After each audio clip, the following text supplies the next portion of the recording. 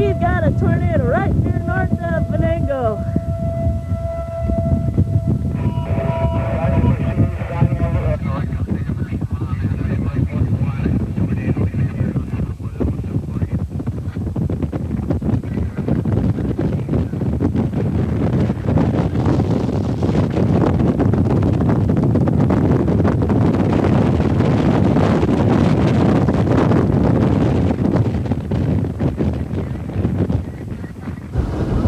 Is that the second one? Is that a Oh my God, what's going on? What's going on here? What's going on? About 1,000 times a year, a tornado forms in the atmosphere above the United States. They can be many miles high and full of dust.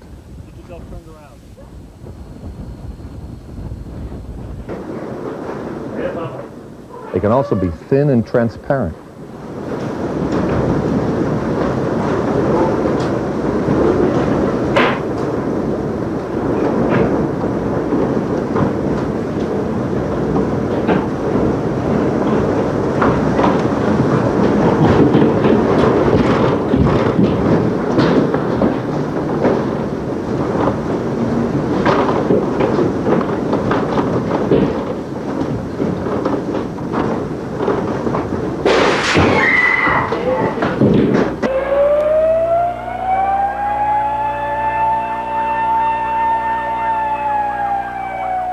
Or filled with water vapor and pure white.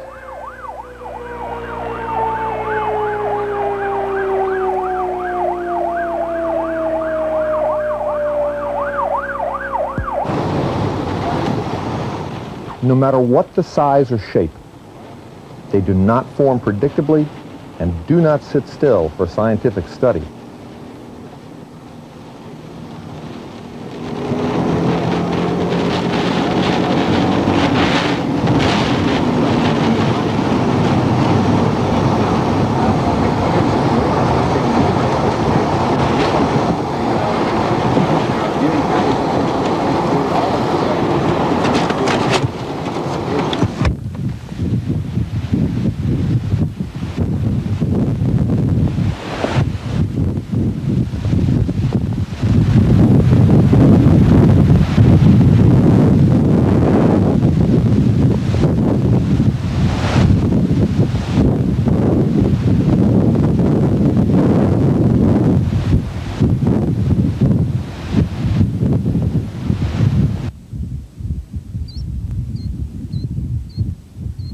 Tornadoes are part of small weather systems called mesoscale systems.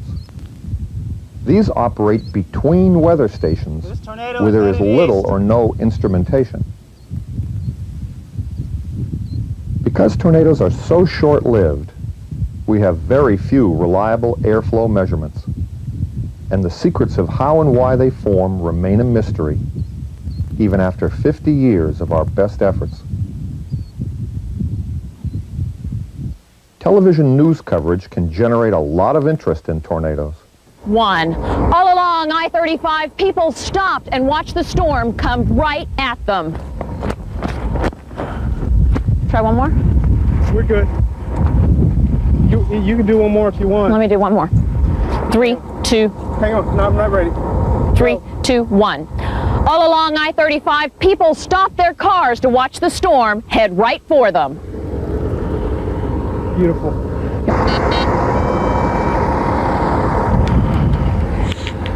It won't let me through. This is incredible. This is often followed by a lot of the same old questions. Why do tornadoes form? Why did this one form here? Why did it move the way it did? Why did it look so different? Why does one area seem to get hit more often than others? Does topography influence tornado formation? And of course, how high was the wind speed? This is unreal.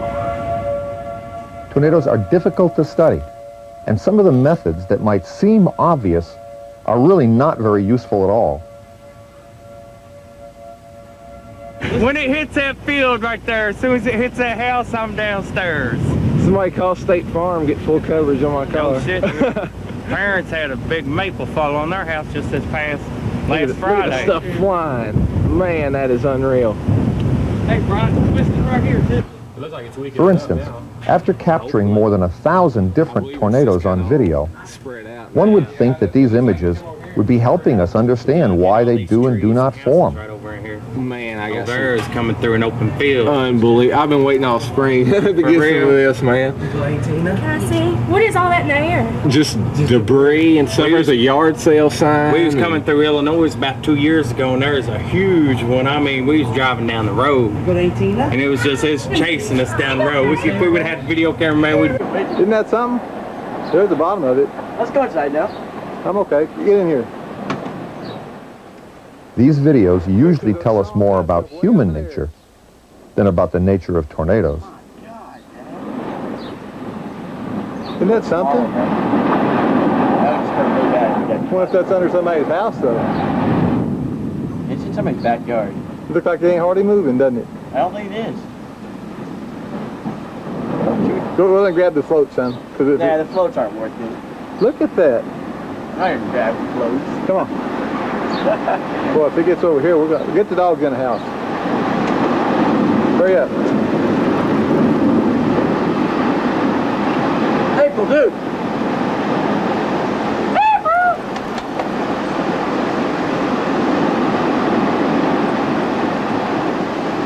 Still in the house? In the center, still right above the house.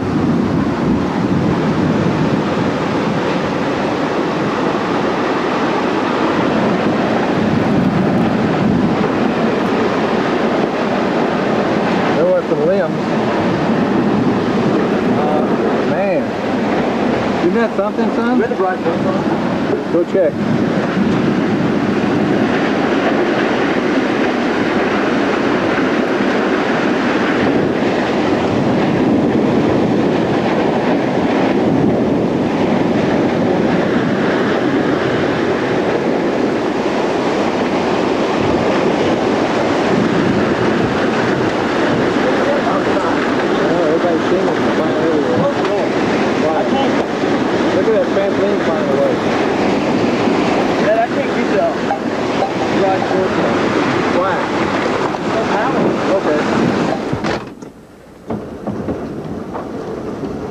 Boy, there goes all the trees. Get in the bathroom. Is this the same place right here? Huh? Man, isn't that something? Oh, bombs. She's not coming home yet. That'd be upstairs in my room. Dang. What is that? My room. The window just broke? So that's my living room. Almost every window in the house is breaking, Dad. Don't worry about it, son. Hang here, going one left. Dude, come here. Give it up.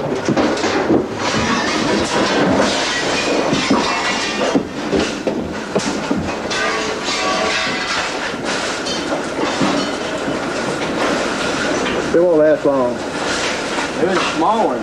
Where's your Jeep? Right in the wind. I don't think we have a top yet. Ain't that something? 7:59. A few are useful for public safety education. Some tornadoes form quickly and don't look like a tornado to an oncoming vehicle.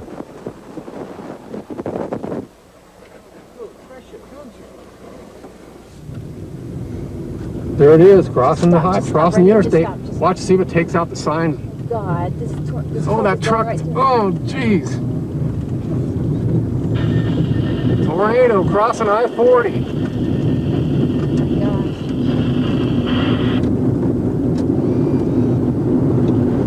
Oh my God, it's right beside me here. The thing is about 1,000 feet southeast of us. Oh my God, look at that. We're at exit 110.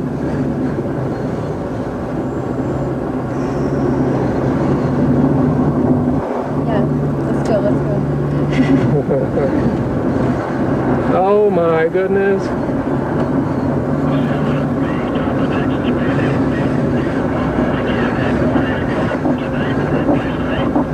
Am I dreaming or what? Let's get out of the RFD dust and get some better. Yeah. God, that semi drove right through it. That's a tornado. It's past it, so. The secrets of tornado formation probably don't lie in the funnel itself. They lie in the flow of air around and into the tornado. No.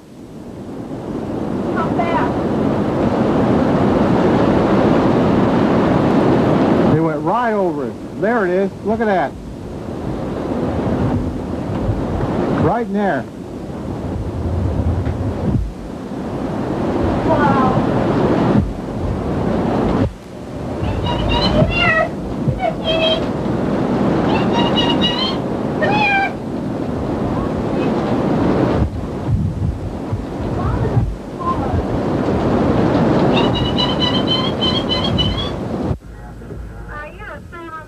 Some video, often taken by expert storm chasers, does show us cloud features that we will have to explain. For instance, many have a bright area in the sky, not far from the tornado. This seemingly insignificant feature might be an important part of one mechanism of tornado formation. It's called the clear slot and is caused by an airflow called the rear flank downdraft. Wrapped in rain. Other video shows thin rain curtains surrounding the tornado, as if nature was setting up her own cylindrical tornado chamber, using rain to either shield the vortex from outside disturbances or perhaps provide an air movement that helps trigger the tornado.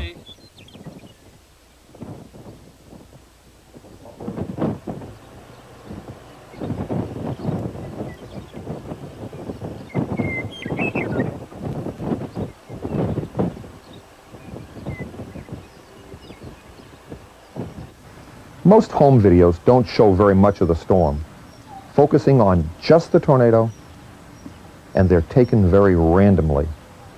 One day they'll be from some big city. Esteban Lamela, reporter, 23.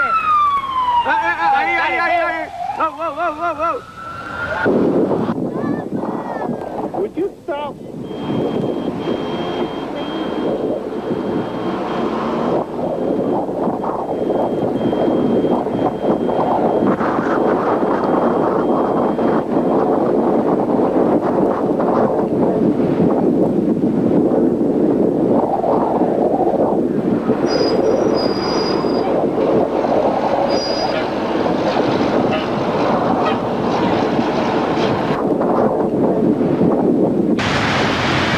This is awesome. Oh yeah, baby. Get the strap in. Look at it swirling. It's going to go right downtown. Look, it's all coming together. Look at this. That's the tornado right here, fellas. This is it. But since only a tiny part of the country is covered by big cities, most tornadoes have a more rural setting.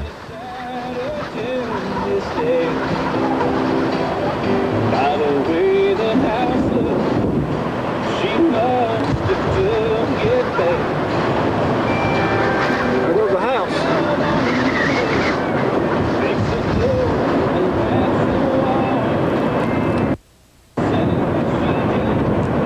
I'm getting the hell out of here.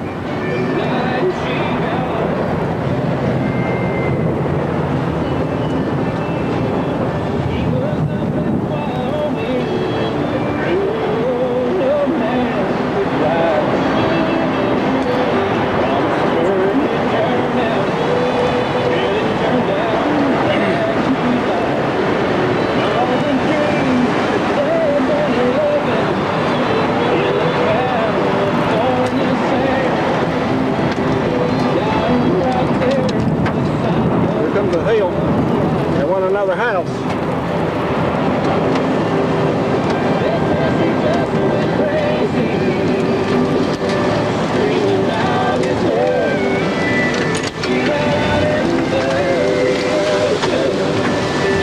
All right, it's time to get in the house.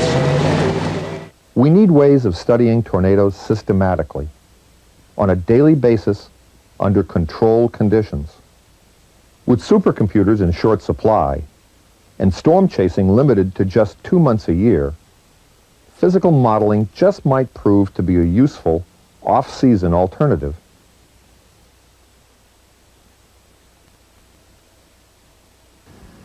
I had the opportunity to demonstrate some basic principles of model building on stage at Lyndon State College. I'll use some of that program as an introduction, and then we'll look at a few basic ideas about tornadoes. Even if the vortex is just a model tornado, it's hard to get your eyes off it. Hi, I'm Tom Grazulis, and this is part of my tornado family. I'm going to show you how these things work, how they compare to real tornadoes, and how to build them very inexpensively. This is what we call the physical model of a tornado inside a tornado simulator. There's no secret to making a great-looking tornado vortex, and you don't need an 8-foot-high chamber to do it, even though this one is fairly easy to build. The two basic ingredients of making a vortex, a model tornado, are updraft and rotation. You can make this in a simple box. The updraft is provided by a fan at the top of the box, or perhaps a hot plate at the bottom of the box. To get rotation, the air has to be forced to come in through slits in the corners of the box. The slits are in the same relative position on each side and run the full length of the box. The air coming in each slit will rotate and rise. If the fan is the right speed, if the slits are the right size, a vortex will form in the center. In my sturdier plywood model, the slits are about 1 inch wide, and the machine is powered by a very small window fan. There is actually a vortex inside this chamber. We just can't see it. Nature uses dust, debris, and condensation to make the funnel visible. We have to use one of 4 tracers. Here we have the mist from an ultrasonic humidifier. We're pumping it into the base of the chamber. The other ones will be dry ice, the smoke from burning incense, and steam. Most of those we'll take a look at in the workshop. We'll use dry ice right now. There's no limit to how high you can stack these boxes for a tornado simulator, as long as the fan will lift the tracer and as long as the tracer doesn't evaporate. For the demonstrations that I do with the larger open models, the tracer that I'm going to use is dry ice, solid carbon dioxide. It's 109 below zero, instant frostbite if you handle it. So it's a tracer we have to be careful with. Makes a gorgeous vortex though, gorgeous. In our simple box model, the air was pulled in along the edges of the box. Our more open models are not all that much more complicated. The air here is pushed through a series of holes which runs the length of a tube, and we can have 4, 6, or 8 tubes surrounding the chamber. The tubes are pressurized from below. We have a box made of either cardboard or plywood, and in the box we set either a hairdryer or a series of fans. For the updraft, we use just an ordinary window fan. We could use a vacuum cleaner too, but vacuum cleaners can be tricky, as we'll see when we go to the workshop. Nature, of course, doesn't need pressurized tubes and boxes to create a tornado. She has other tricks up her sleeve. Nature uses wind shear to create rotation on a horizontal axis, and then uses updrafts and downdrafts to tilt the rotation into a vertical position. This vertical wind shear helps to create, inside a thunderstorm, a rotating, tornado-producing chamber called a mesocyclone, or meso. The lower portion of a real-life mesocyclone can be an incredible sight. Look at this.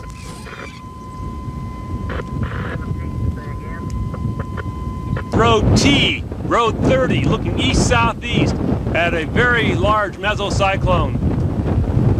Appears to be moving slightly south of east at this point. Okay, we're on Road X. We had to back off. We've got 2 1/4 inch hail measured here. Really amazing mesocyclone. We just can't get on the other side. We're going to have to do it from here.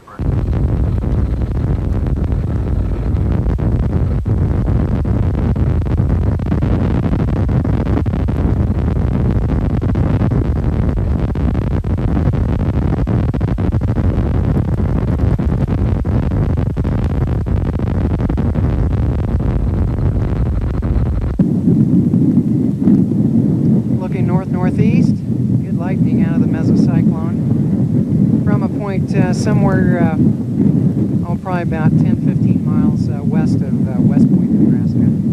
There's our mesocyclone developing to the northwest with wonderful scud. For a moment there, I thought we were going to have a tornado. That thing got so low, but it doesn't seem to be rotating in organized fashion. Precip shaft in the middle of it, looking north-northwest, then looking back to the northeast. Here's the other mesocyclone, spinning away with lightning behind it.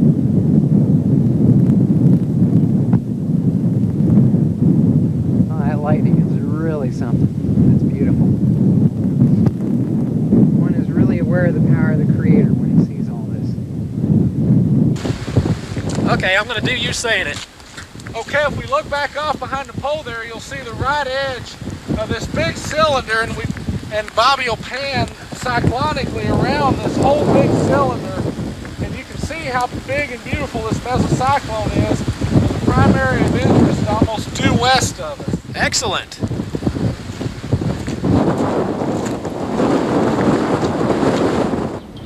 The most destructive, most intense, and long-lasting tornadoes are associated with mesocyclones inside a supercell thunderstorm. Mobile 0 to net control, emergency report. The supercell might last for hours and have several mesocyclones spawning one tornado after another.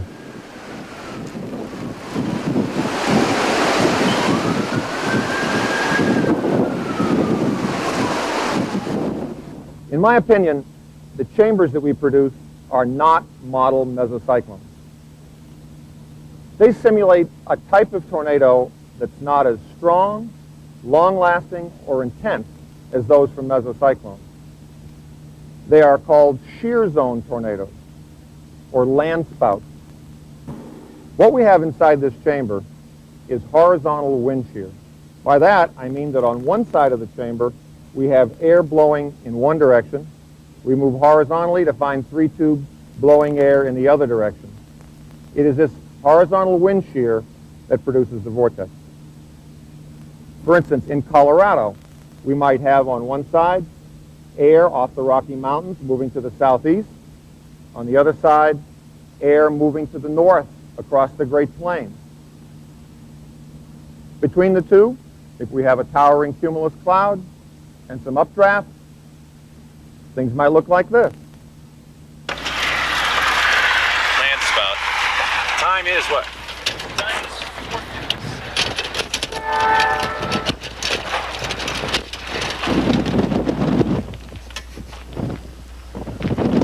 Precip. Nice hose, nice tube coming down. Yeah, I'm panning out trying to get the whole puppy.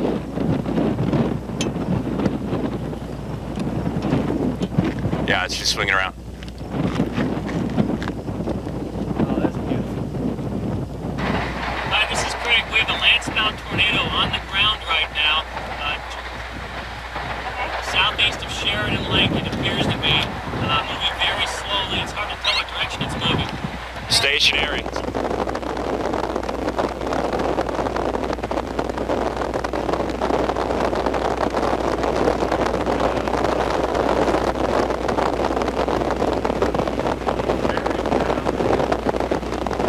These tornadoes formed along a wind shear zone in western Nebraska.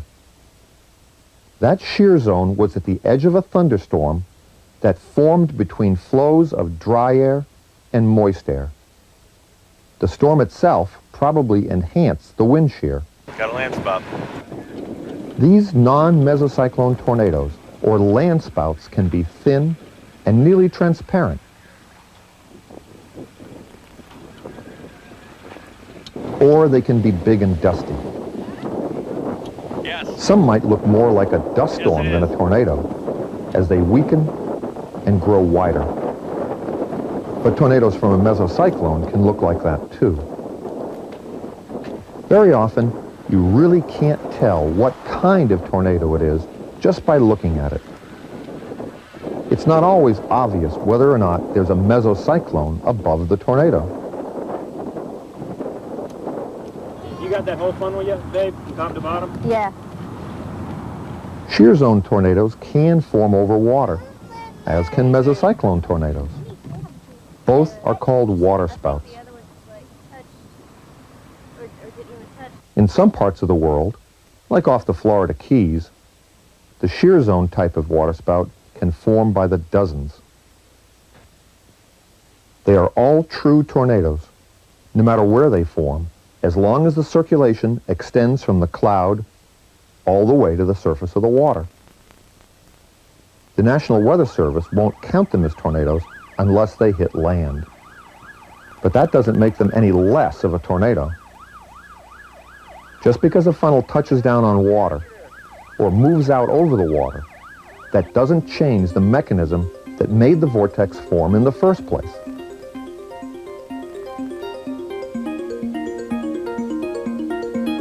Scientists at the Supercomputer Center at the University of Illinois have successfully created a land spout simulation.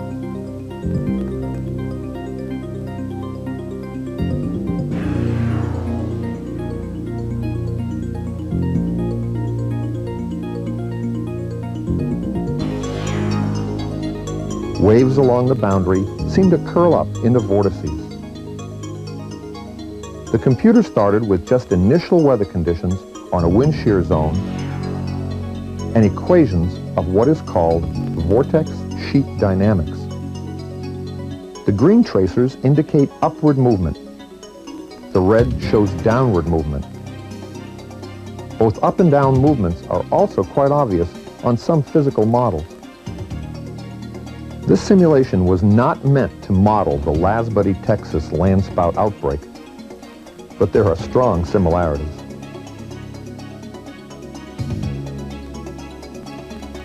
They have also created computer-generated supercells with both a mesocyclone and a tornado.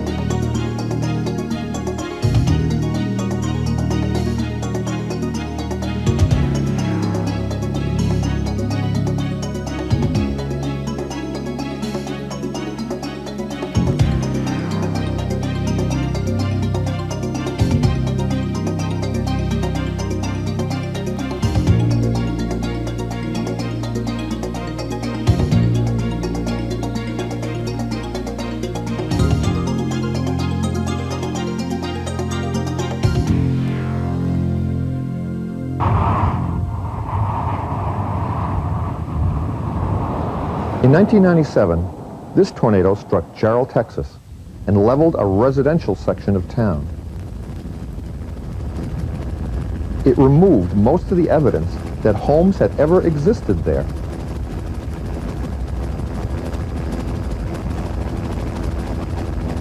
The Jarrell tornado may have been an example of a vortex that started out as one kind of tornado, a long, thin shear zone tornado at the edge of a supercell, and then evolved into a large, violent tornado when it linked with a mesocyclone that was inside the supercell. Or it may have just been two separate tornadoes, one of each type in rapid succession. A mesocyclone is much more complicated than just a rotating column of air. Part of a mature mesocyclone is downward moving air on the backside of a supercell. the RFD, or rear flank downdraft.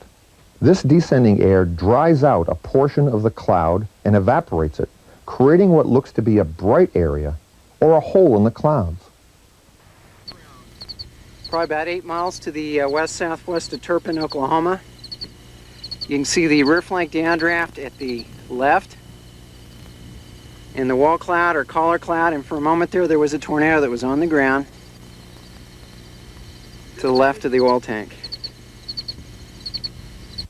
A clear slot is a companion to so many tornadoes that we are certain the RFD has a major role in tornado formation.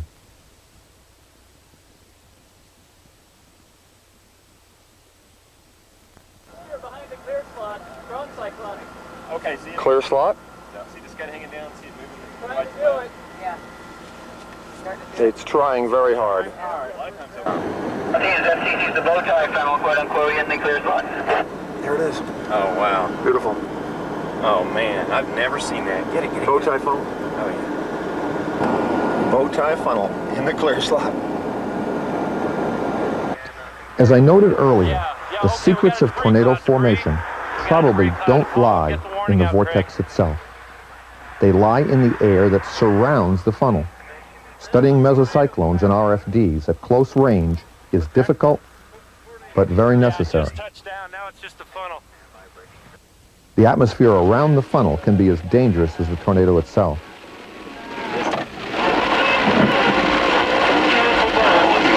I felt the heat of that one. That one hit the car, folks. The car's just been hit by lightning. Holy cow!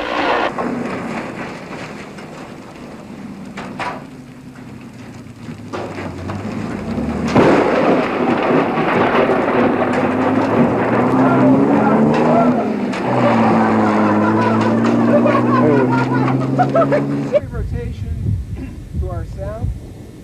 Yeah, that's another area that may be a new wall cloud or maybe some outflow. Am I wrong in believing that maybe this is still in a young stage?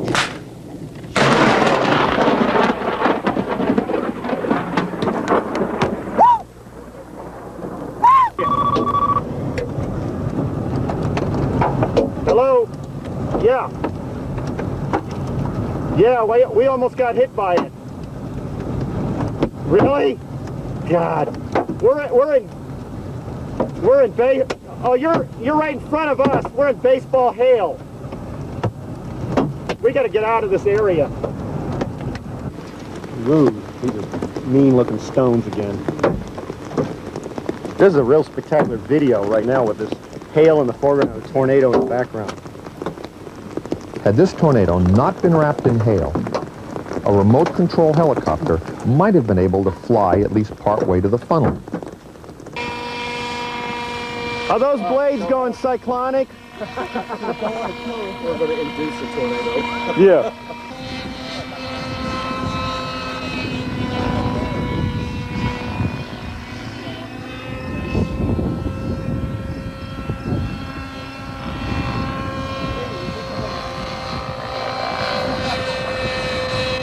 Despite the dangers, almost every year some new technique is explored. There seems to be no end to the number of suggested ways of studying tornadoes. Large tornado on the ground. One year, Tim Samaras and his chase partner deployed a portable seismograph near a Kansas tornado. Likely F5. Track is to the east. The snail, as it's called, picked up strong vibrations that may have been from telephone poles vibrating like a tuning fork in the ground. Whether seismographs could ever be used in a tornado warning system may not be known for a long time.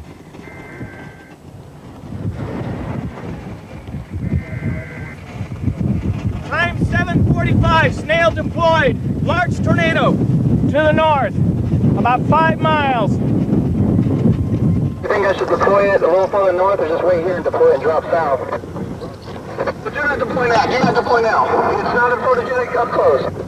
Deploy it. Go up the road about, I'd say, up to that grove of trees. Okay, I'll do that. Yeah, I want to get some tree shots.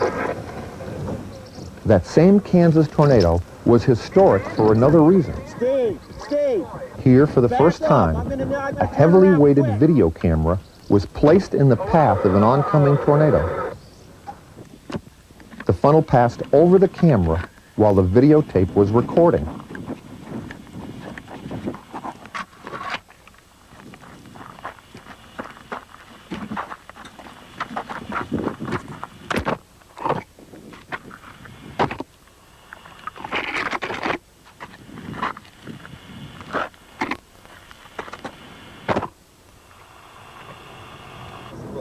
The device is called the dillocam because of its armadillo-shaped container. It was created by Charles Edwards and weighted with 70 pounds of lead.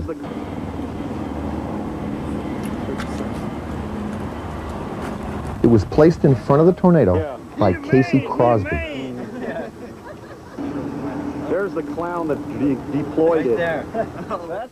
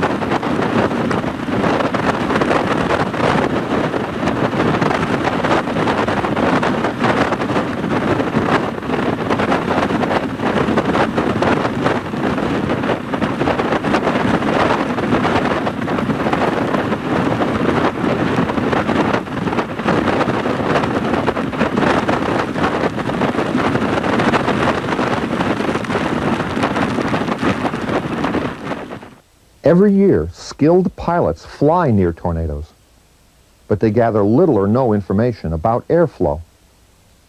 These planes are flown by cloud seeders going about the business of spreading silver iodide to suppress hail in western Kansas.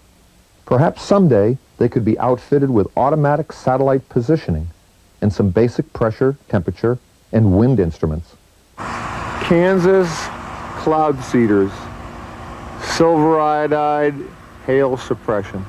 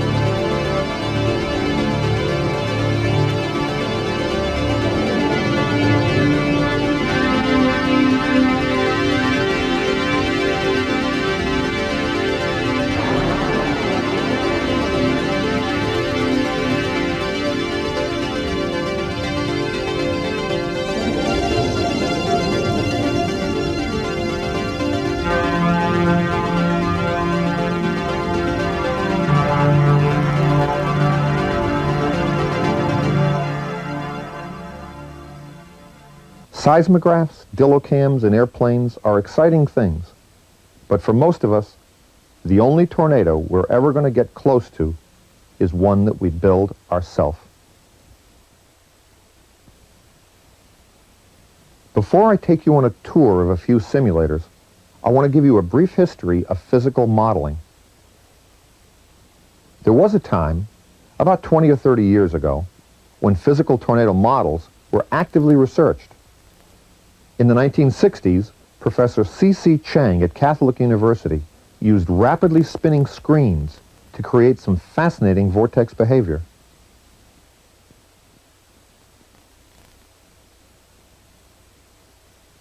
He exploded hydrogen balloons to see how easily the vortex could be disrupted.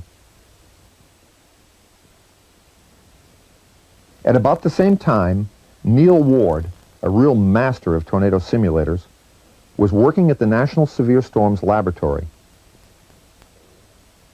He greatly advanced our understanding of things such as vortex breakdown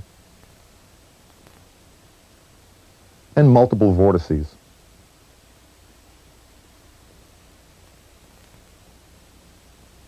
A group at Purdue University then refined multiple vortices to almost an art form.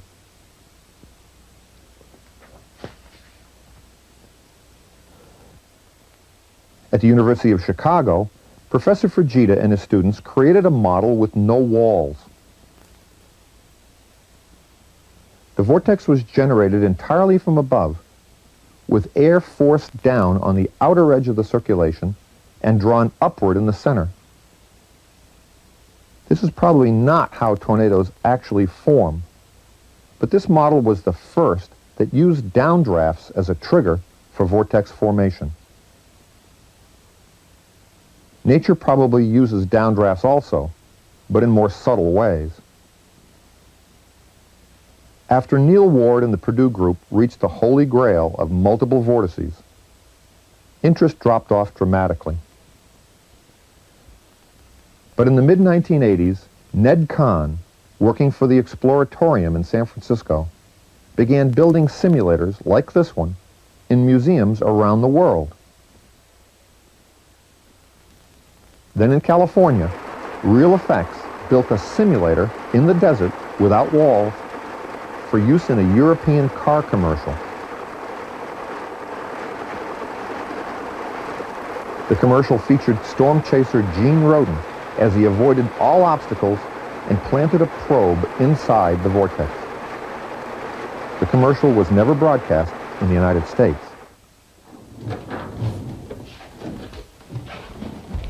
This is the model that we'll look at in detail as far as construction is concerned. Then we'll compare it to several other designs. This design contains 4 chambers. The bottom is a pressurized box called a plenum. It can be pressurized with 1 or more fans. We've been using duct fans, but any inexpensive household fan will do. In the upcoming construction part of the video, the bottom of the plenum is called sheet A, and the top of the plenum is called sheet B. Both are made of lightweight, 1/4-inch thick plywood, 40 inches square. They're attached to pine boards. The movable board that's the base of the vortex is called sheet C. It has a cutout in the middle for a pie pan that can hold dry ice. Then comes another movable section, an optional piece that you'll need only if you're going to make multiple vortices. The optional sheet is called H and has a large cutout hole. Both C and H are made of heavier grade plywood, 1/2 inch or 5/8. The updraft chamber is also made of 1/4-inch thick plywood and pine boards. The bottom is called sheet D and the top sheet E. Now here's David Whitmore, a master carpenter who helps me design and build these models. He'll have the woodworking details, and he'll also show you how to make large circles with a beam compass and how to drill accurate holes in the 2-inch PVC pipe. The first thing we need is a beam compass, like this one. Let's make our own and save $20.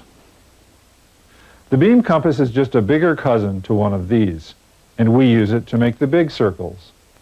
Put a pencil mark on the thinnest edge and make a dimple mark with a nail. This will help the drill bit enter the wood in the right place. Put a 5/32 drill bit in the chuck and drill a hole through the wood.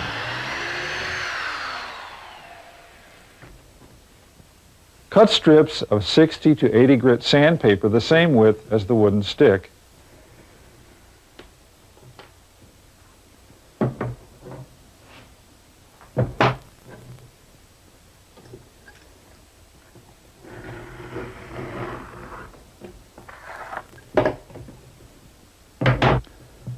And glue them to the stick with wood glue.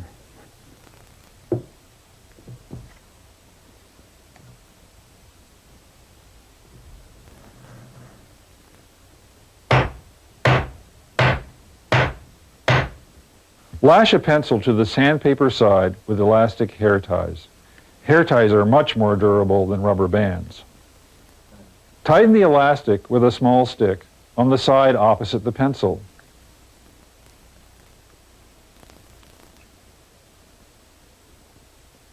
Make a hook out of a paper clip to hold the stick in place. Now you have an adjustable beam compass. If you're going to do any serious science with your tornado simulator, you'll need to drill the shear tubes very accurately. To do this, you'll need to make a drilling and marking jig. Start with an 8-foot 2x6 and have it ripped twice at a lumber store. The two larger pieces should be 1 7/8 inches wide.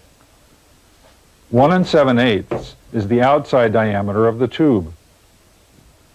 Next, cut 3 plywood plates, 4 15/16 inches wide by 8 inches long.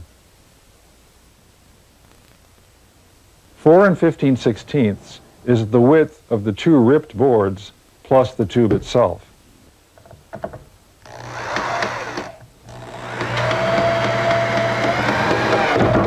Fasten them together to make a trough, just wide enough to hold the tube.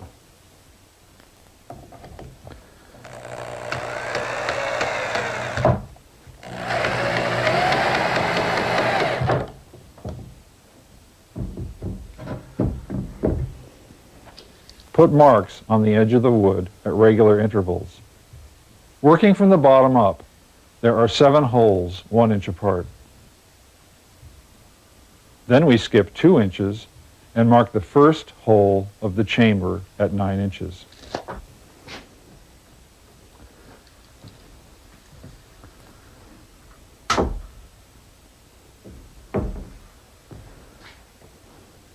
Then the holes are on 3-inch centers for the next 63 inches.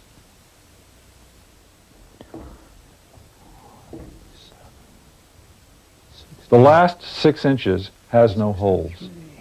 Set the tube in the trough and hold it either with a shim or a large C-clamp.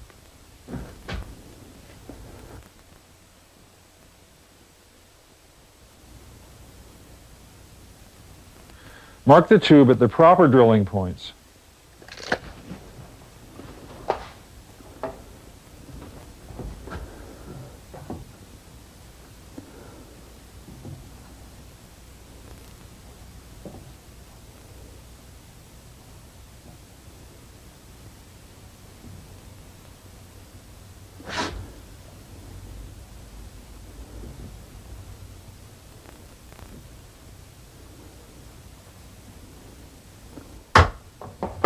Use a nail set to dimple the pipe.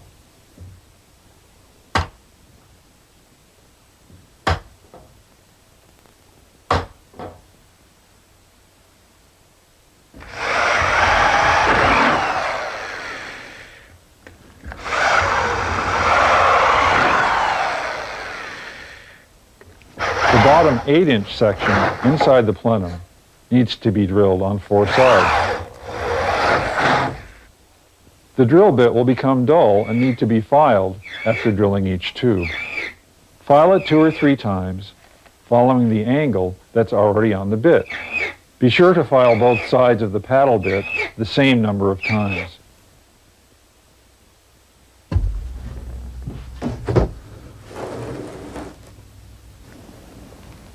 First, label each of the 6 40-inch panels with the appropriate letter.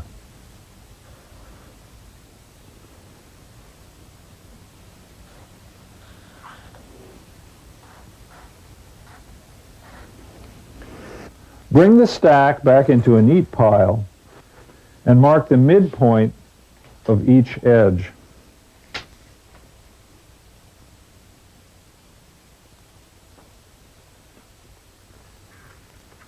Then locate the center of each of the sheets by connecting the corners.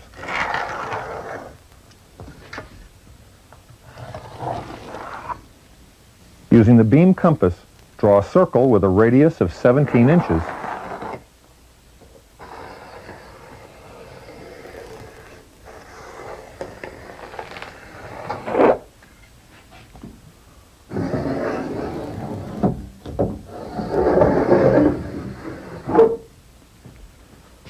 On each of the 6 panels, carefully mark all 8 points where the circle crosses the line. Working first on panel E, measure the size of the updraft fan, 22 inches in this case. We need to position a square hole for the fan, and the cutout must be slightly smaller than the fan itself. Bring a 10-inch measurement in from the edge over to each of the diagonal lines. This will allow you to center a 20-inch square.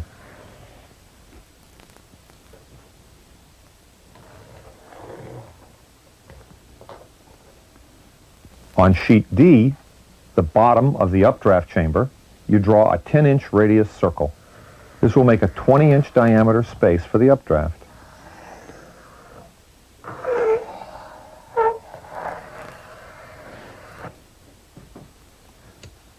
On sheet H, use the beam compass to draw a circle with a 14-inch radius.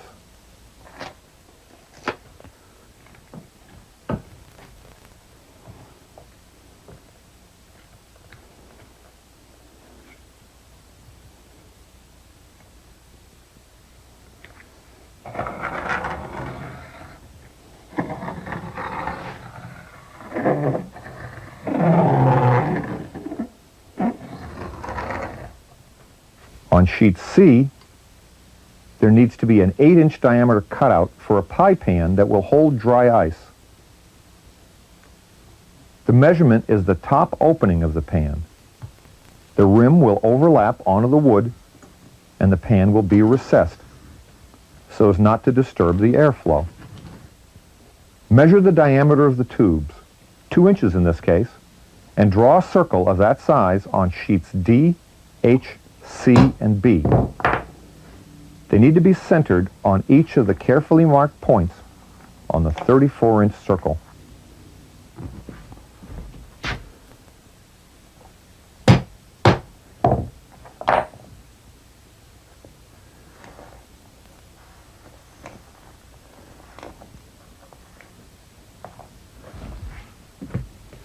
Before you cut out these 2-inch holes, you have to make some smaller circles. Measure the inside diameter of the pipe, 1.5 inches in this case, and mark a circle slightly smaller than that on the heavier weight plywood of C&H.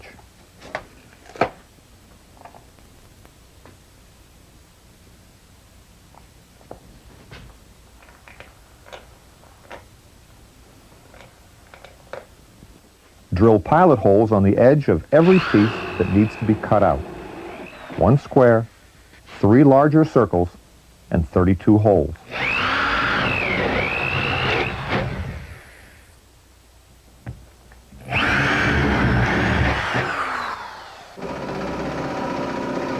First, cut the 20-inch square hole for the fan in sheet E.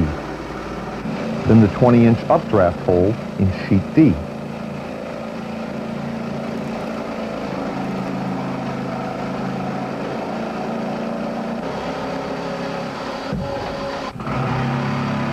then the 28-inch hole in the center of panel H, and the 8-inch hole for the dry ice pan in the center of panel C. The big circles are all cut. We should now change to a scrolling blade.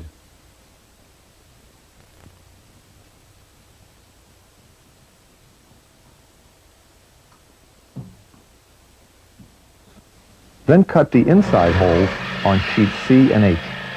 The discs from these small circles will be used to make the tubes airtight and sturdy. The 2-inch tubes will fit over them.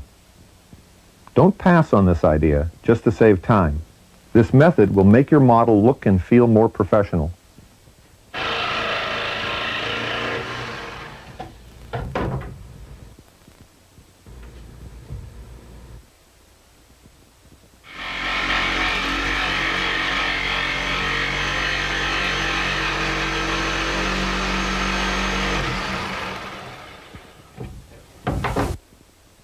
The leftover rings can be thrown away.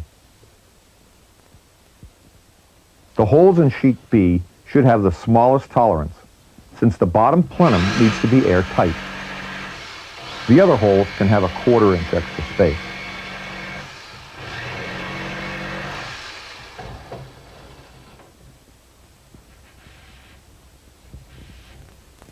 When you're done cutting, A will still not have any holes in it. We'll want to fasten these little discs to each intersection of the circle with a line. The first step in building the bottom plenum is to attach the locator buttons to panel A. We do this with a wood screw and some glue.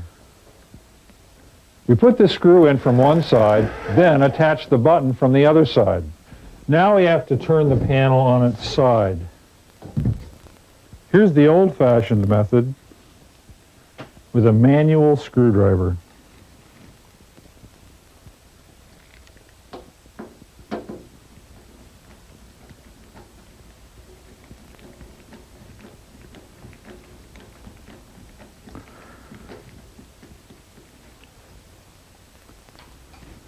Panel A is ready,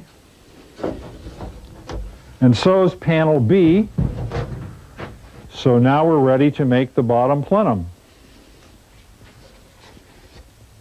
The frame for the bottom plenum is made from white pine boards. 2 of them are cut to 40 inches in length, and 2 are cut to 38.5. The first thing we're going to do is put a mark 3/8 of an inch in on each end of the 40-inch boards. Put a 1/8 inch drill bit in the drill and drill pilot holes for the screws. The next step is to drive 2-inch screws through the pilot holes into the ends of the 38.5 inch boards.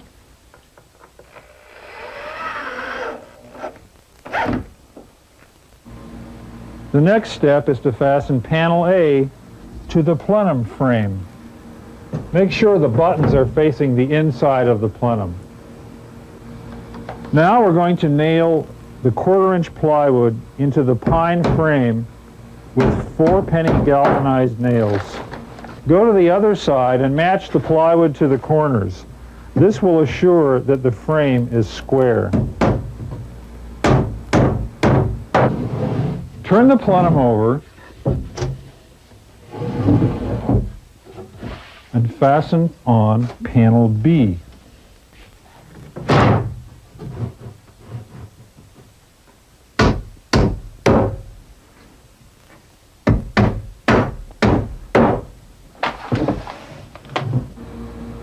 Now we need to make a hole in each side of the plenum for a 6-inch duct fan.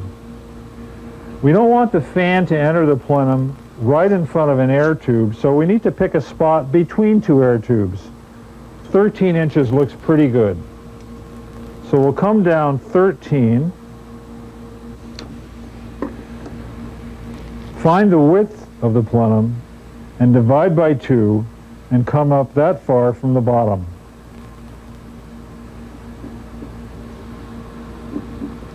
This will be the location for a 6-inch hole. Set the compass for a 3-inch radius and draw a 6-inch circle.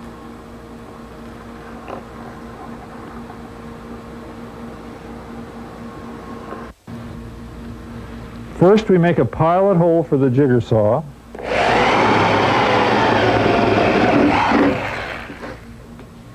When you're nailing the panels to the frame, be sure to skip the 13-inch mark on both panels, or you'll hit these nails when you saw out the 6-inch circle.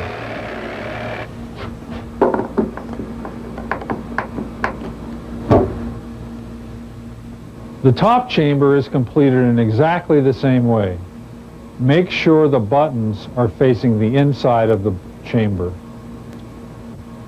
The frame for the upper chamber is made from 1x6 pine and is a little narrower. You may want to put swivel casters on the base of your model if you ever need to move it around. These screws hold very well because they're going into the pine of the plenum frame. Add panels C. Line the holes up pretty well. And H. We need to put these panels on now before we put the tubes in, or we won't be able to put them on at all. Now these are our air tubes. Make sure you have the section with many holes in the bottom. Now stick them through all these holes. Wiggle it around until you feel it dropping over the disc. That's fine, that's good.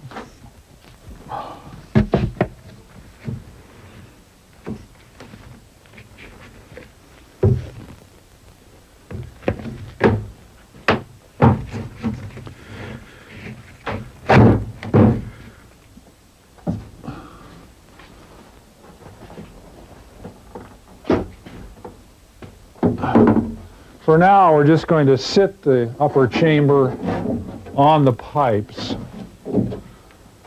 And then, once we've got it pretty close to the holes, we'll go around literally putting a pipe in a hole until they're all in place. Now the chamber is going to tip a little bit until we get all these in, but that doesn't matter. There's actually plenty of tolerance in the way these fit, so the tilting doesn't bother anything. And now it's in place, but may or may not be registered over the discs. As it turns out, all the discs are in place, but if they weren't, you would just wiggle a little bit. Now I'm putting in 6-inch duct fans into the holes we drilled and cut in the sides of the bottom plenum. Now I'm setting a 20-inch box fan on the top of the upper chamber. This will provide updraft. It doesn't need to be fastened on. I'm just lining it up with our hole up there.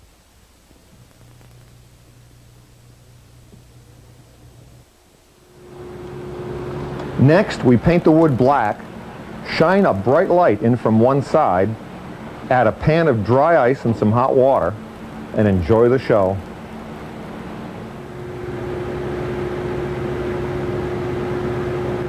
For visible mist, we make a 3-sided box with a 2-inch hole in the top. We put the box on the plenum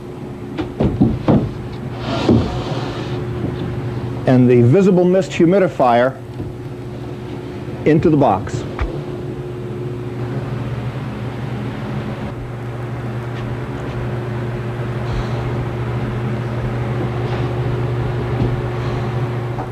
For smaller models, we'll start with a vertical tube design. These tubes are just 1 inch in diameter, but you could use almost any size. The dimensions are 24-inch square. This is a double box design, and David Whitmore will show you how to make it.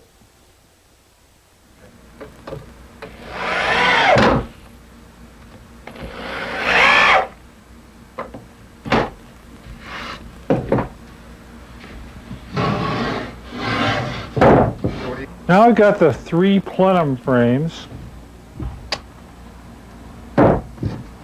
2 for the bottom and 1 for the top. We're going to work on the bottom first, so I'm going to put this aside.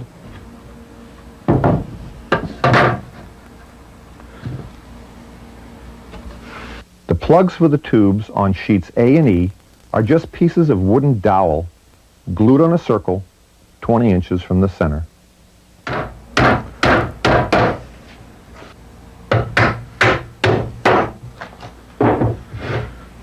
Now we want to do the same with the inner wall.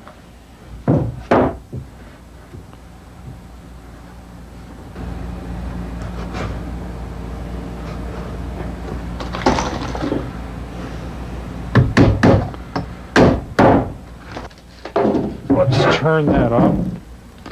Come down 7 7/8. Find the center of the side.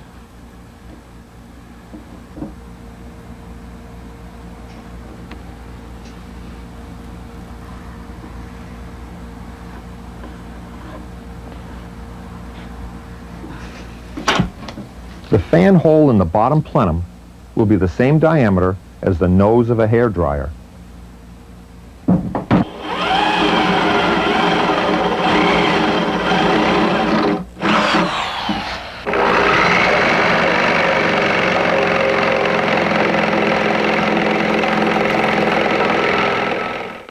This is panel B,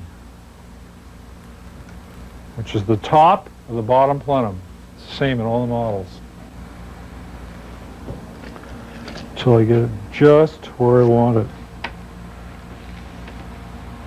I want 3/4 sticking out. If I go on the line, I'll miss the frame, and if I go 3/8 over, I'll hit the frame.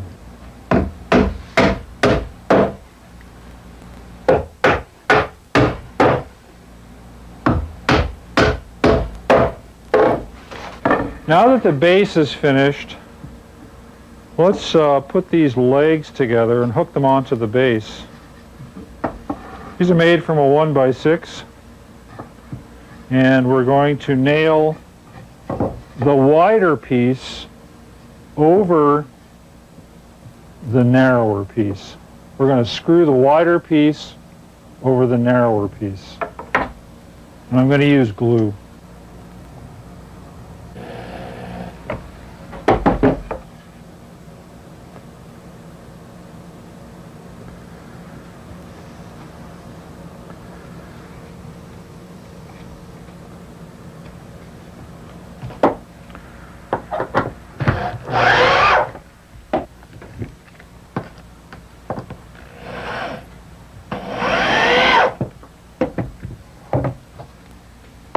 The next thing we need to do is attach the legs to the bottom plenum. We'll do that with screws.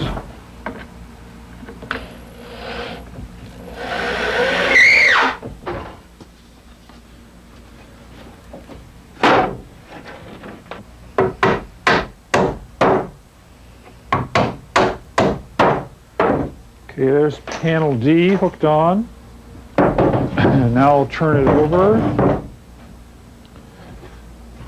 and fasten on panel E.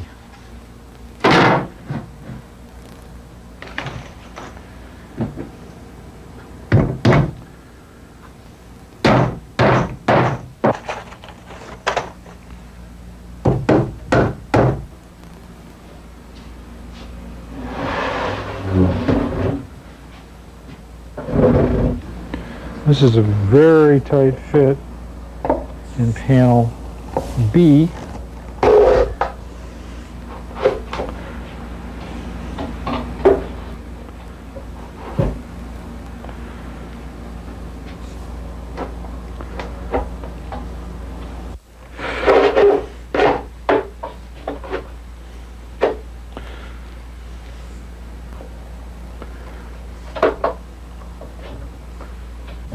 Now we'll put on the top plenum, the top chamber.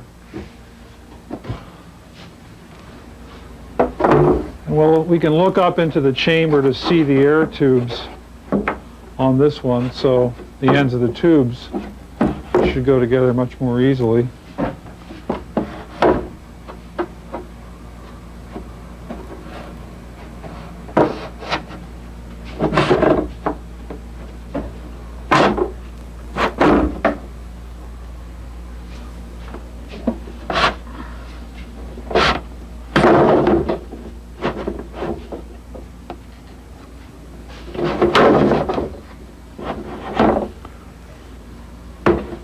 It does go in easily. Make sure you set the hairdryer on a no heat setting and put it in the hole with the controls facing up. This is a 2-speed hairdryer. We may want to select a higher speed. To use the 24-inch model with humidity, we simply slide the humidifier to the approximate center underneath the model, push a piece of flexible hose down through the opening in the lower plenum and into the delivery tube on the humidifier, find the proper location for the tube and mark it so that we can cut it off to the right length. You can hold the flexible tube in the hole with some duct tape.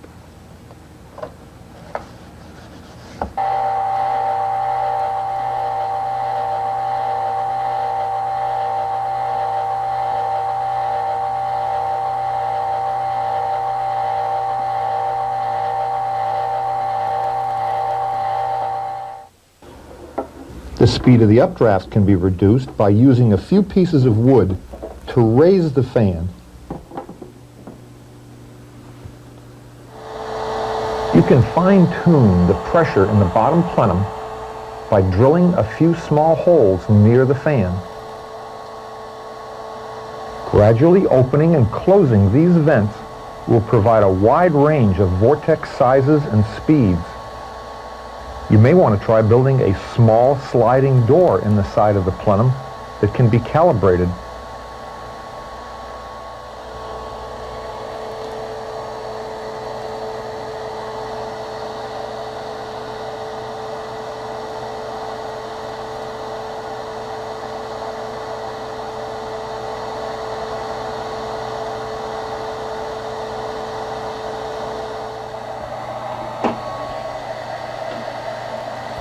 This process also works for dry ice, but the vortex will be different because the density of the vapor is different.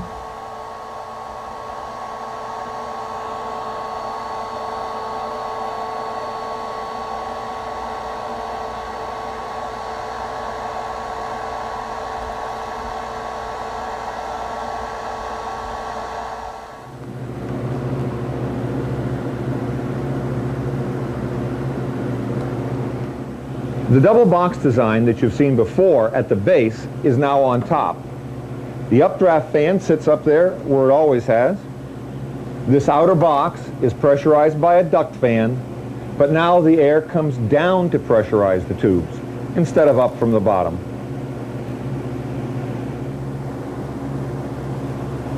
If you use dry ice, you get the benefit of the full 8 feet of height.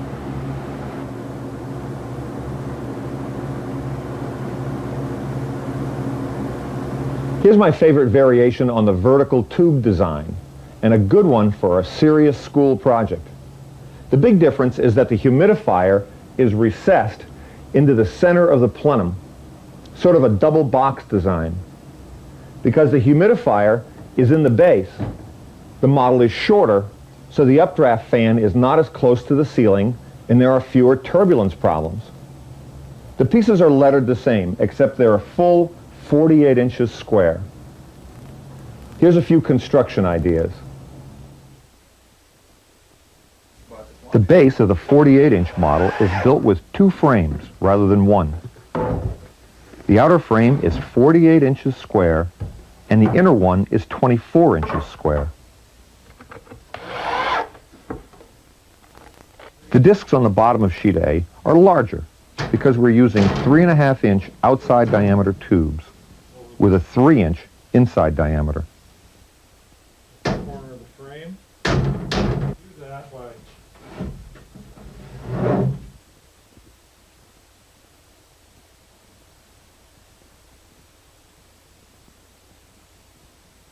put this plug.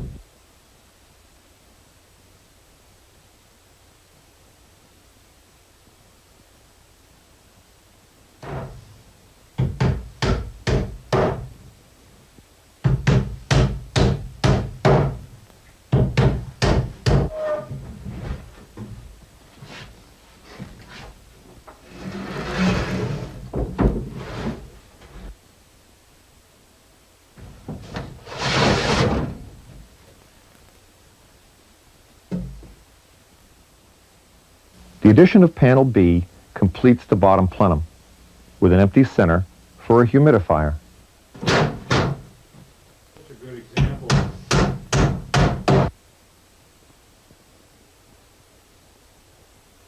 The pine boards for the updraft chamber should be at least 6 inches wide.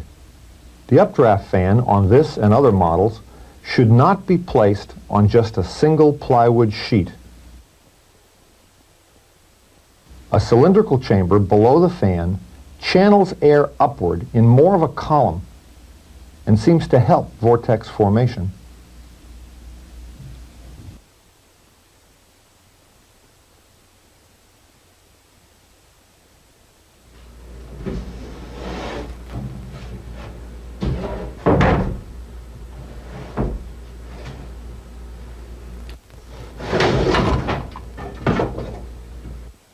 The top chamber has a 20-inch square hole and a 20-inch round hole.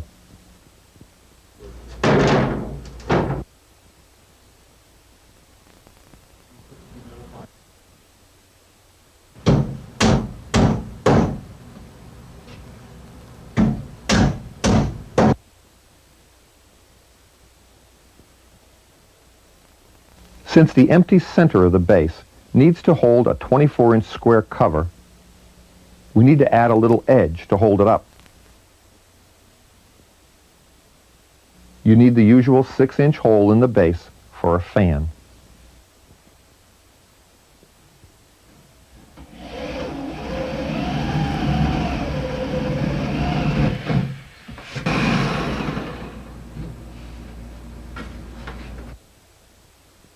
Center the humidifier and cut out a 2-inch central hole for the vapor delivery tube.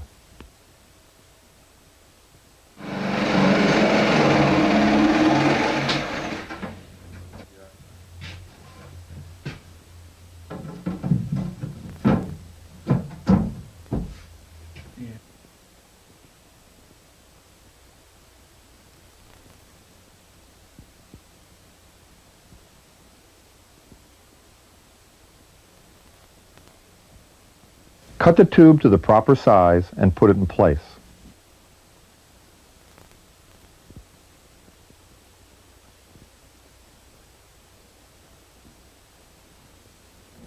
Add sheet H, just in case you're going to try to make multiple vortices. No sheet C is needed because the humidifier is recessed into the base.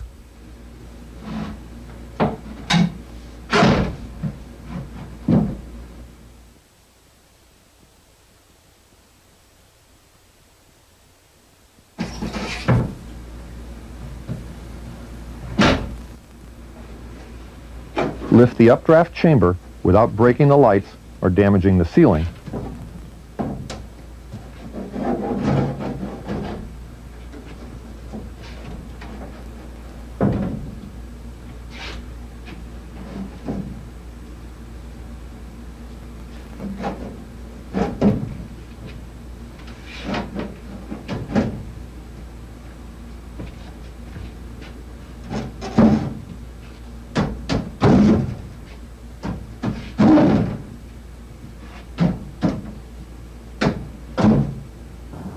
An experiment you can do with a larger model is to block up the bottom holes. Cutting off the low-level rotation kills the vortex completely. If we tape up just the bottom few inches of holes, no vortex forms at all. This is a real indication that low-level rotation is more important than upper level rotation. One of the unanswered questions about tornado formation is the relative importance of upper level rotation versus lower level rotation. What I've done here is block off all the holes in the upper 2/3 of the model, and we still get a vortex. I've had to increase the updraft a bit, but we still get a pretty decent vortex. I have a center cover with an 8-inch cutout for dry ice. The pan needs to be recessed so the sides don't disturb the low-level flow.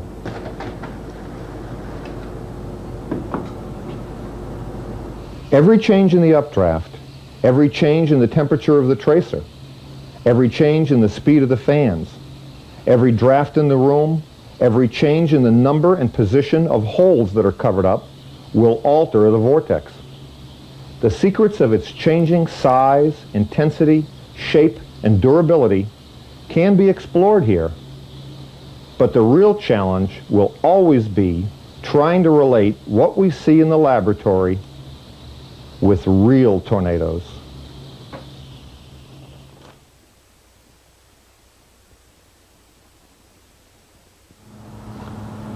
If you want to make a simulator that's even larger than this one, you'll need to use a different design. Next, I'll take apart one that's 8 feet in diameter and reveal the secrets of how it was created. This model is similar to the ones you've just seen constructed, but it's fundamentally different in one way. Inside this box, there are no vertical tubes, so there's no air being forced to rotate inside the box. All of the air comes in from down below. This simulator has 4 levels. The bottom level is the pressurized chamber. I have it pressurized with 4 duct fans. Some air is forced from the lower chamber up into the second chamber. I'll show you that in a few minutes. Most of the air drawn in by the fan, the updraft fan, comes in through this level. It's 8 to 10 inches high. The third level is the chamber. The top layer, of course, is the updraft.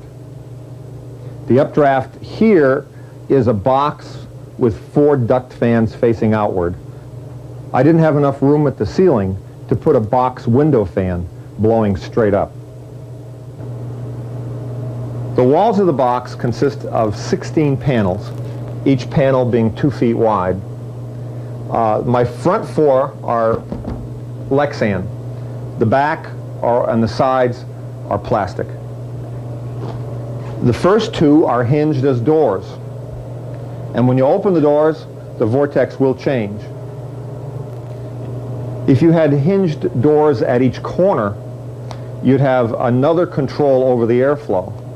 And the vortex will change considerably if you allow air to come in through the sides.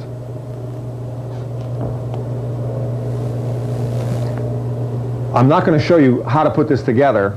We'll take a good look at it as I take it apart. The first thing I'm going to do is take the front panels off so we can get a good look at the inside. The corners of each panel are held together by reinforcing gussets, which are just thin pieces of wood. The Lexan is held onto the frame with plastic mirror mounting clips. Of course, the Lexan does not extend the full length of the panel. A space is left for air to enter the lower level of the chamber. We smooth out that airflow by adding a piece of plastic screen. I'm standing in the middle of the chamber with no panels in the front. Along the back, I have a dark cloth that provides contrast. The circular well is 5 feet across, and that 5 feet is about 6 times the size of the space in the inflow chamber. That's a fairly critical dimension. I'm sitting on the top of the inflow chamber, which consists of 2 sheets of plywood with a large hole cut in the center. The plywood is held together by a block of wood on either side, and around the perimeter is 1x3 strapping.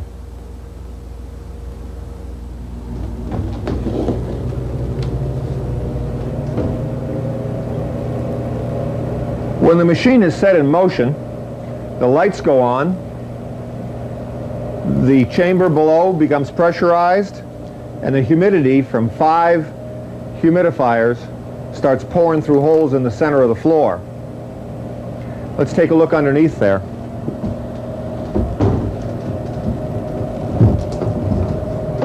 We remove a 4x4 piece of plywood.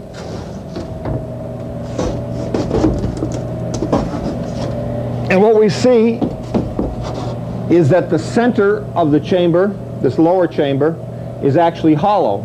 The only pressurized part is around the perimeter. You'll see this better when I take the whole thing apart. There are 5 humidifiers in here. We don't need 5. But if you really want to see what is happening at every part of the chamber, the more vapor, the better. Each of the humidifiers has a delivery tube which sends the vapor through each of 5 holes in my 4x4 piece of plywood. Let's take this piece off and show you how the rest of it's constructed. An inflow layer of about 8 inches is just right for a chamber of this size, and that 8 inches is handled very nicely by a paint can. If you want to change the size, all you need to do, since this is not attached to anything, is set blocks on top of the paint cans. The funnel will change shape and formation with every increase in size. The next step is to take the roof of the chamber down. There's not much to the roof. It's a frame with just a tarp sitting on it. In the center of the frame are the lights and the fans.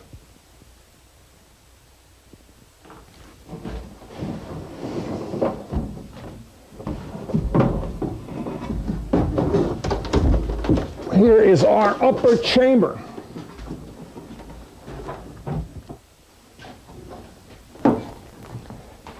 This is the updraft system that we were forced to construct. We didn't have the room, the ceiling room, to use a window fan, so we had to use 4 duct fans instead. Ordinarily, this would just have another round hole in here with a window fan sitting on it, blowing up. It was convenient, however, because the vortex looks very good with lights pointing straight down on it.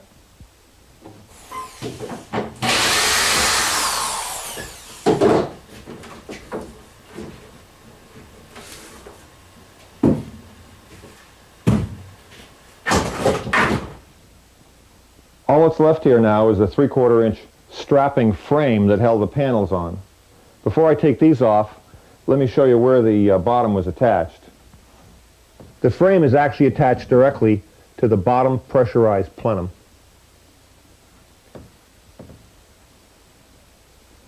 The top of the inflow layer is 2 pieces of plywood held together by this block and one on the other side like it, and 3/4 inch strapping that runs around the entire side. I'm going to tip this up. You can see the underside, and we'll take it apart.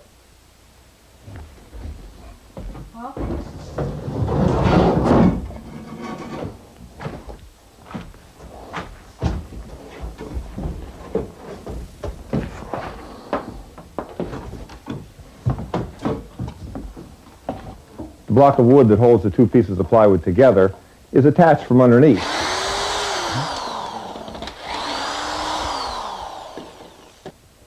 The strapping is held on from underneath also. The tubes are set in the holes in the bottom of the pressurized plenum. The air comes out of a slit in the tubes. The slit is pointed sideways. This air provides all of the rotation. The central well that contains the humidifiers is simply an open area between the 4 boxes. The inside of the central well has a lip made of strapping that the 4-foot piece of plywood sat on. And each of the 4 boxes are held to each other on the inside by an angle iron. After we've removed the inside angle iron, We then take off the outside braces that are holding the 4 boxes together.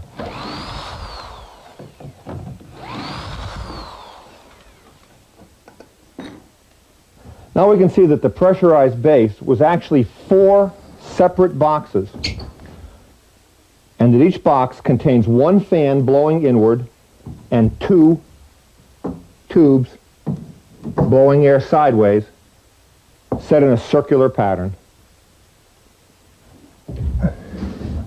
Each box is made the same way, with 1 fan and airtight. The duct fans are a slip fit into the side of the box. That hole could just as easily be the size of a hairdryer. As you can see, constructing this is a matter of a little bit of theory and a lot of basic carpentry. This is the only model design that actually allows you to interact with the funnel and put your arms around it. It's the only model that allows you to do direct measurement, close-up photography, and interact with the funnel. This is because there's no air coming in sideways. All the air is feeding in the bottom layer on this design.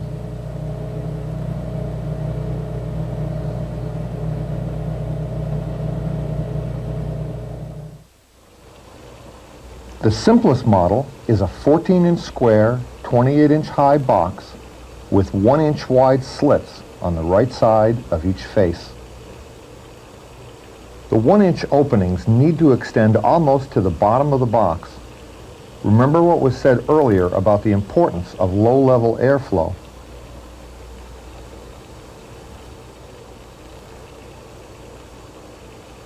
A taller box works even better. A pellet of dry ice makes the vortex a lot brighter.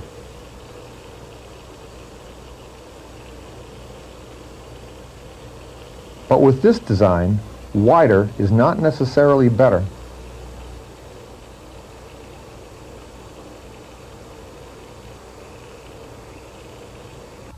There are a number of variations on this theme. There's a pan of dry ice and some hot water. Here's a big appliance box. The appliance box has slits cut in all 4 sides on the appropriate corners. Now we'll put a lid on it that's just the right size for a fan. And then we'll put the fan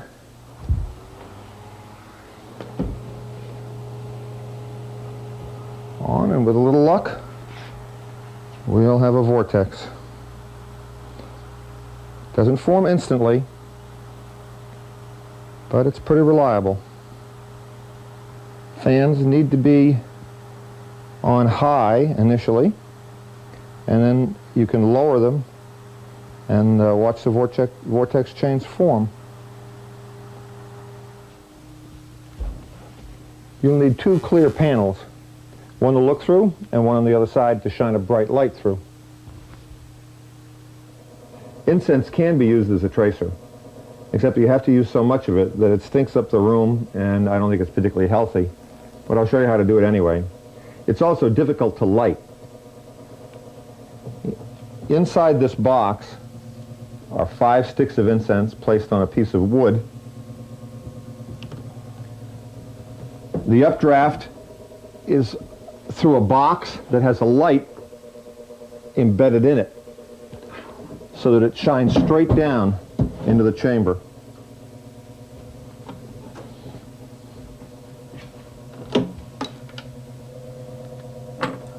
We place washers on either side of the hole, and then some manner of flat plate to disperse the smoke and stop any updraft from entering directly under the vortex.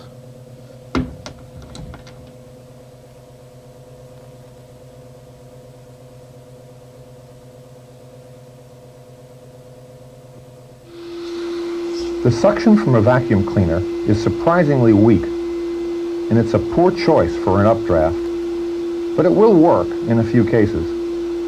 They're also noisy and have no air controls. They're too weak for big models and too strong for small ones. Among the most common problems you might have is just seeing the vortex and simply not being able to get it to form. To see it better, a clamp-on light right under the updraft will do.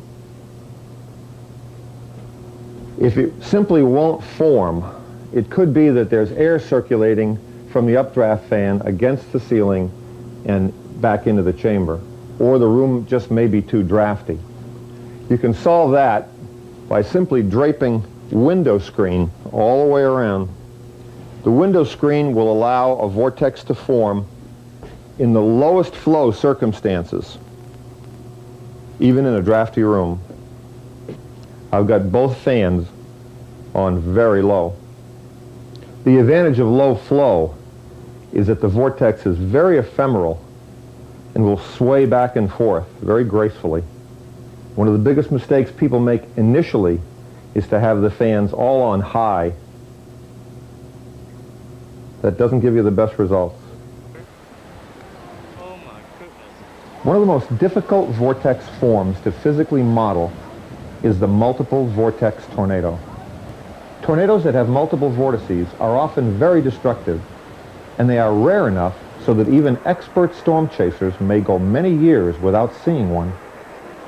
Multiple vortices form when a special kind of balance occurs between the speed of the inflow and the speed of the updraft. The relationship between these two speeds is called the swirl ratio. The mathematics of that balance is pretty complicated. A good place to start trying to understand it is with a physical demonstration. To create multiple vortices, the first thing we need to do is to create an inflow layer between sheet C and sheet H. The size of this inflow layer is about 1/3 the radius of the circle in sheet H. The only place any rotational air is going to be allowed to enter the chamber is through the tubes in this inflow layer. So we have to tape up all the holes in the upper part of the chamber. No air at all is allowed to enter the upper part of the chamber. I'm going to seal 3 sides off with black cloth, and the front will be blocked with a sheet of Lexan. The only air that's allowed to enter the chamber anywhere is through this inflow layer. The chamber is now sealed off by Lexan and cloth. The only light we have is shining straight down from the updraft fan onto the chamber, where hopefully we'll have multiple vortices. Multiple vortices are so sensitive to turbulence and odd airflows that I've put a piece of window screen all the way around the inflow chamber. Vortex breakdown occurs as you gradually increase the amount of rotational air flowing out of the tubes. As this airflow increases, a turbulent downflow occurs in the center of the vortex. When this downflow reaches the surface, it encounters the inflow, and multiple vortices occur where the two airflows meet. As the inflow increases, the number of subvortex swirls goes from 2 to 3 to 4 or more.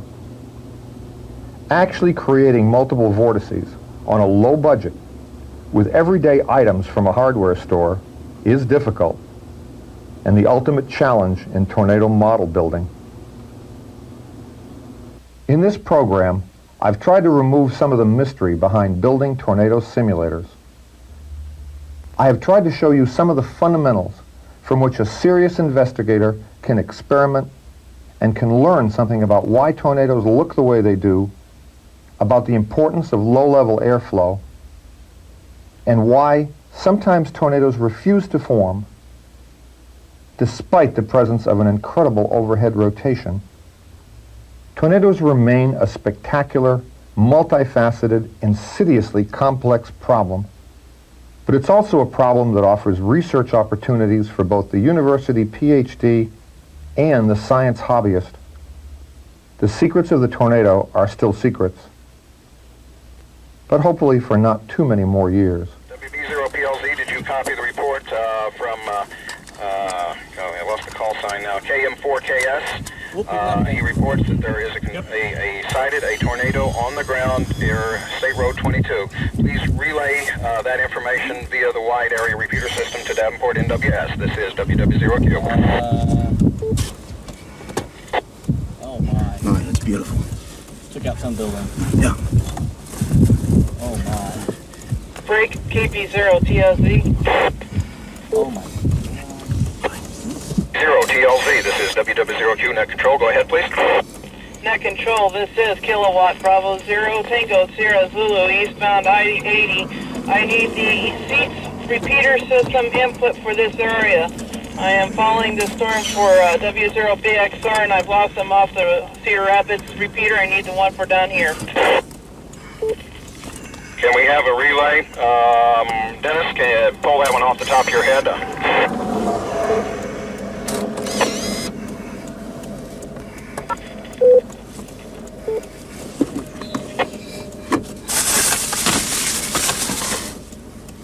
KM4KS, Mobile 0 to net control, emergency report. Give him the crossing. There's the power flashes. There's the power flashes. W0Q, go ahead. Roger, tornado has just crossed State Route 22. I have it in sight. It is moving northeast. And moving northeast at this time, sir. We have it in sight.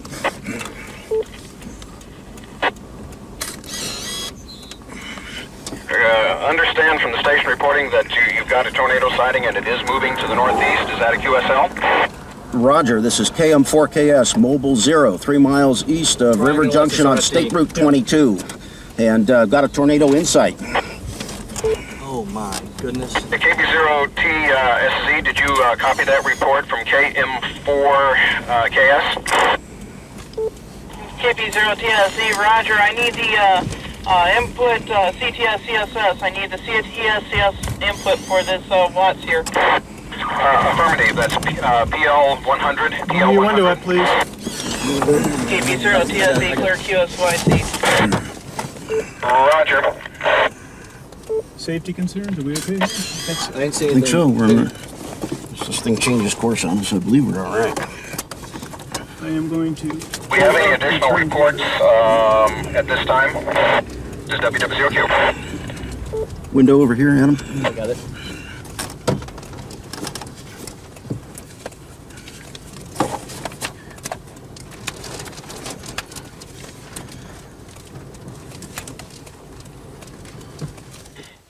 Possibly toward Rineyville. Now, once again, I don't want to alarm anyone unnecessarily. These are unconfirmed reports once again. But it's better to be safe than not.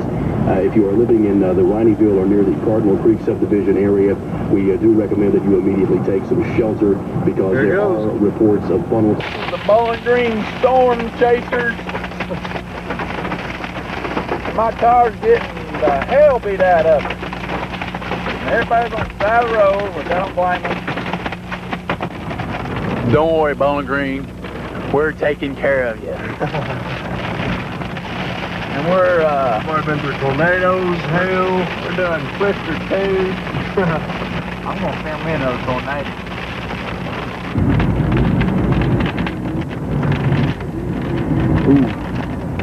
Ooh, big. What's everybody stopping for? Ooh, big. My heart is pounding. I'll bet you're coming. Don't stop, car. Get some breath. We gotta get out of there. That's debris.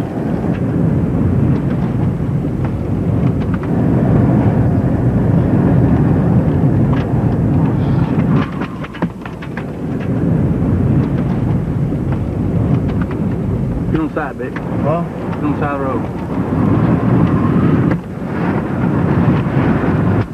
Go, people, go! It's right. No, it's right behind you. Kick it back, kick it back, kick it back. Where's that? It's right on top of us. Go! It's right on top of us. Go! Where's it at? It's right on top of us. Maybe y'all better get the hell out of my way. I think it's right, cut over. that? Way back. I'm scared to death. Jesus. Jesus, Jesus, Jesus. Go, go, go, go, go. Jesus. Is it back there still? Yeah, it's on the ground.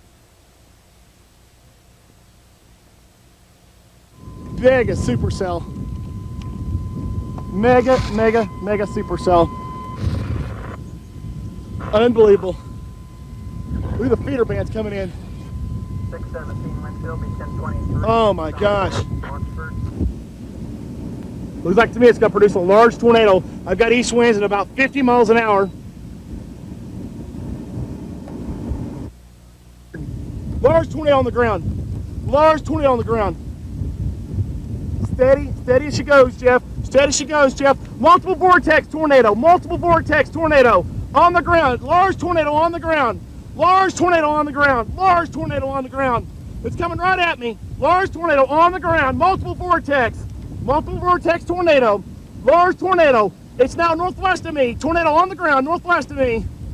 Large tornado on the ground. Gorgeous. There it is. Look at it spin. Look at all the cloud formations.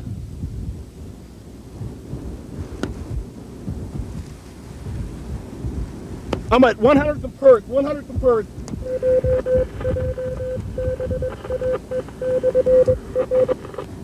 Break, Winfield. Yes, go ahead.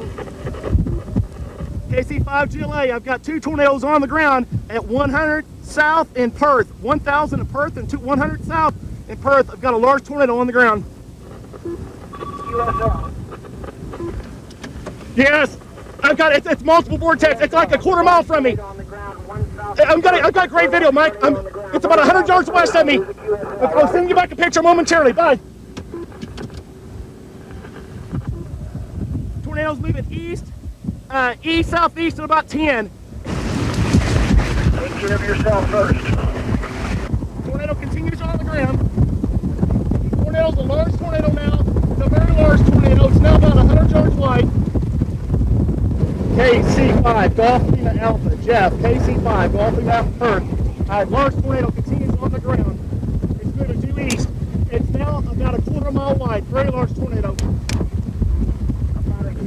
It's now approaching Drury Street. It's now approaching Drury and 100th Street. It's west of Drury. Approaching what and 100th Street? Repeat, please. Drury Street, Drury, D-R-U-R-Y, Drury Street. It's now widening to almost a half a mile wide. USL, nearly a half mile wide. Half mile wide tornado. Uh-oh, road closed. It's approaching Maisie Street. It's approaching Maisie Street. It's about a quarter mile west of Maisie Street. Tornado's coming on me really fast. Look at the tornado. It's just to my northwest. Repeat the location once again, please.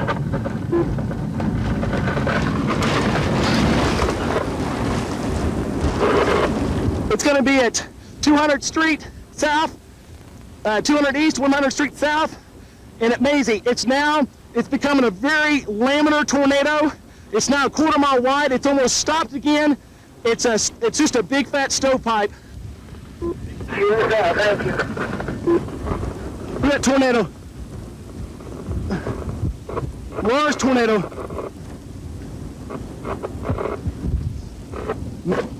Can you believe this? Tornado's 1997. Unbelievable. Just to my northwest, you can see all the stuff. Look at all the wrapping rain curtains. Large tornado.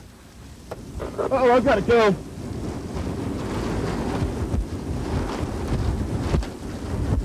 I got to get out of here. Uh-oh.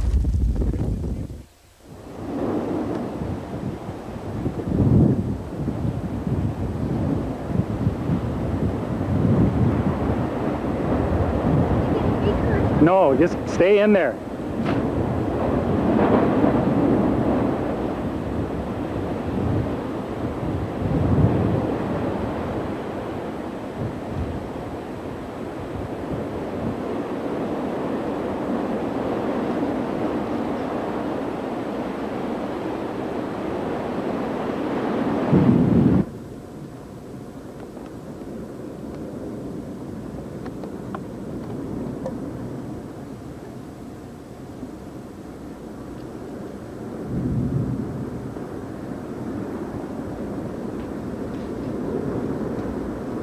Y'all okay?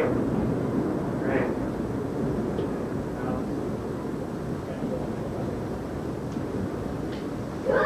Start with me.